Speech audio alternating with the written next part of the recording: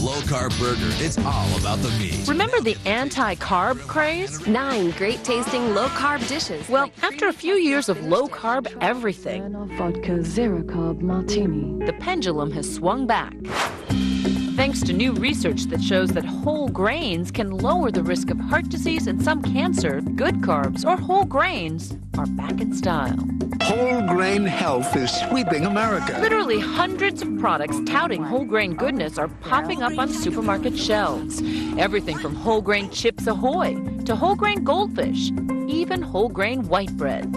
Just last week, the Food and Drug Administration issued preliminary guidelines on whole grain food labels. But nothing's changed on your grocery shelves. Things are just as confusing as ever. Pop quiz, definition, what's a whole grain? I have no idea.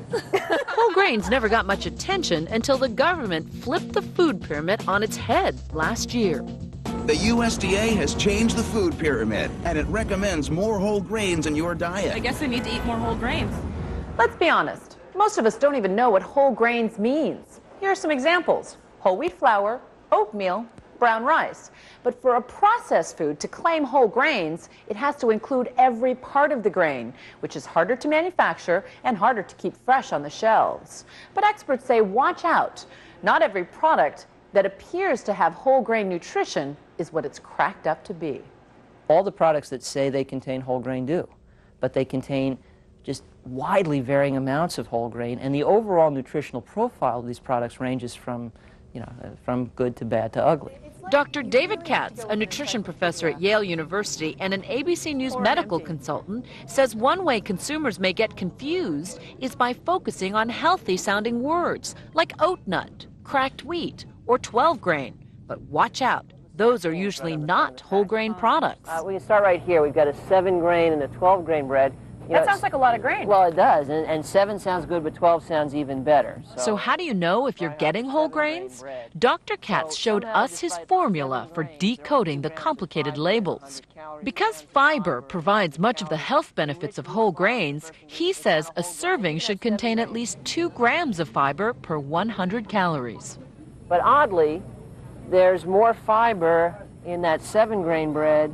This has 1 gram of fiber and 120 calories, so 12 grains, but essentially none of them are whole grain. That's terrible. It feels like you do need an MD to go shopping. Which got us thinking, how much whole grain goodness would the average shopper find in their grocery cart?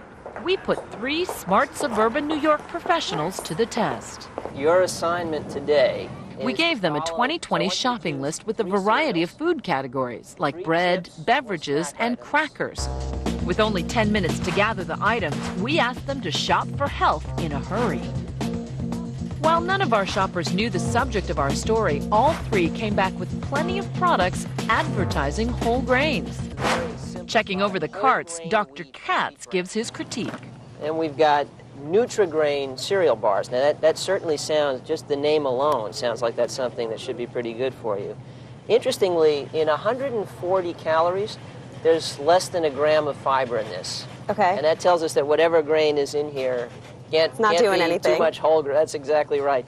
Oatmeal bread made with whole grain oats. I bet you thought this sounds like... Yeah, I thought it sounded good. It was the right nutritious color bread. for my daughter. It looks kind of brown, right? But Dr. Katz says don't be fooled by brown-colored bread. It's not always an indication of whole grains. Unbleached, enriched wheat flour. Is that good? No. It's not whole wheat That's not flour, whole right? In the cereal category, several shoppers picked General Mills products. Now, the interesting thing about this box of Kix is it says whole grain right on the front. Last year, General Mills became the first leading food manufacturer to emblazon all of their cereals with the whole grain banner. Not just healthy ones like Cheerios and Wheaties, but also Cocoa Puffs and Lucky Charms, cereals with more sugar than whole grains. Those, according to nutritionists, are basically junk food being passed off as health food. We responsibly added the whole grain to our cereals at a minimum of half a serving. Nutritionist Susan Crockett is the director of the Bell Institute at General Mills. In a case in America where people are not getting enough, I feel good about what General Mills did. In fact, many of the dozen top nutritionists we consulted for this story applaud the campaign, calling it a step in the right direction. But some of those same experts also say the nutritional benefits of whole grains in cereals like Trix is undercut by a load of sugar. Some say it's a marketing ploy. We feel that we advertised and communicated with consumers in a clear, responsible, and non-misleading way.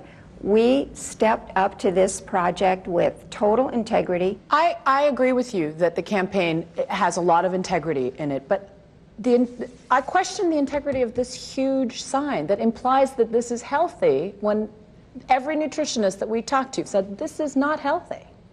We feel fine about the banner of whole grain on our pre-sweetened cereals. It is truthful and non-misleading. It's not misleading. You don't think this is misleading? That cereal contains half a serving, defined by the government, a very high bar. This is candy, basically. And yeah, there's a little bit of whole grain in here, but there's a lot of whole grain lettering on the front of the package. So how can General Mills get away with marketing whole grains in a sugar cereal the same way they do in a healthy cereal? The new FDA guidelines only suggest that food manufacturers tell you how much whole grains you're getting. Until these recommendations are approved, cutting through the confusion takes a lot of work. So when you look at this label, you don't know what it means. So according to Dr. Katz, here's the real deal for finding whole grains. Look for the word whole in the first spot on the ingredient list. The ingredients on a food are listed in order of abundance. You've got to see whole grain because, the difference between wheat flour and whole wheat flour is like the difference between an airplane with and without wings. A whole airplane's a whole lot better. And remember, check out the amount of fiber on the facts panel. If you don't see 2 or more grams of fiber per 100 calories, whatever it says on the front about whole grain, you can forget about it. It's just a token. In the end, no matter what you're buying, you should check the fine print. It's still the best place to find the whole grain truth.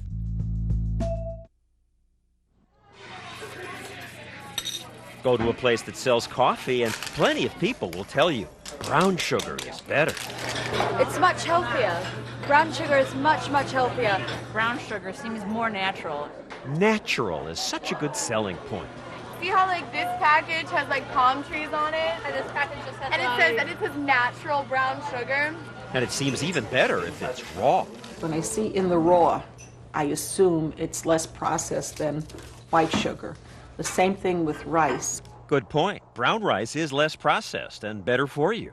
Brown rice is healthier than white rice. Kathy Nonis is a dietitian at New York's North General Hospital.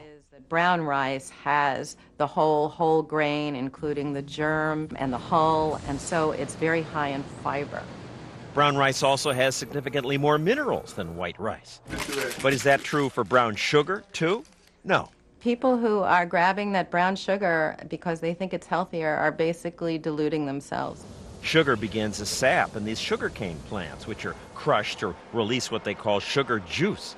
The juice is heated, which creates a thick, dark molasses containing sugar crystals. They spin that, so centrifugal force removes the molasses, most of which becomes cattle feed. What's left is white granulated sugar. Brown sugar has some of the molasses added back in, and some people say that makes it better. It is healthy. Brown sugar is much healthier than white sugar. It is true that molasses tastes a little sweeter, and it contains a little iron and calcium, but very little. To get the same amount of iron that I could get from just one slice of whole wheat bread, I would have to eat 9 teaspoons of brown sugar. Brown sugar is not any better than white sugar. People should still reduce their intake of all sugars because they're basically empty calories. And what about this raw sugar? I prefer the raw sugar myself. I find it's a much sweeter and more natural taste. People are very susceptible to marketing, and just because something is natural doesn't mean it's particularly healthy for you. And raw sugar isn't really raw, it's just slightly less refined. That does mean they leave some of the molasses in. Isn't that better? There's no more nutritional value in raw sugar than there is in white sugar or brown sugar. If you ask a pastry chef like Dennis Canciello, he'll tell you the same thing. Brown sugar being better? No. It's just a taste, just a look. It's sugar. That's all it is. Sugar is sugar. And there's another myth about sugar. We hear this one from parents all the time. Sugar drives the kids crazy. Even some of the kids believe it. I go really nuts when I have candy. And it doesn't matter how old you are. You get really, I think so, hyper. I'm like, oh, I'm on such a sugar rush right now. And like sometimes I'm like, oh my God, I'll clean my room. You can have like one candy bar and be off the wall. Lots of people accept the idea that too much sugar makes kids wild or hyper. But is it true? I keep hearing sugar causes the kids to act up. The research is very clear. Sugar does not make a child hyperactive. Many studies have found that. This one, for example, in the New England Journal of Medicine, gave some kids sugared foods and others foods with artificial sweeteners. Their parents and the researchers didn't know who was eating sugar and who wasn't. They monitored the kids for things like irritability and hyperactivity. They found no difference. There is no such thing as a sugar high, and there is no such thing as sugar making you nuts. There just isn't. How's the cake? Is it good? Yeah. But I've seen kids go crazy at parties. Isn't that because the sugar kicks in? It's now kicked in. It's now definitely kicked in. Actually, no. And some of their moms have figured out what's going on. The kids are hyper. They're hyper because they're excited, because they have freedom, because there's 20 kids crowding around each other. Right, because it's a party. The studies also say that if food has an effect, it could be the caffeine in chocolate and soda that gives you the buzz. But it's not the sugar.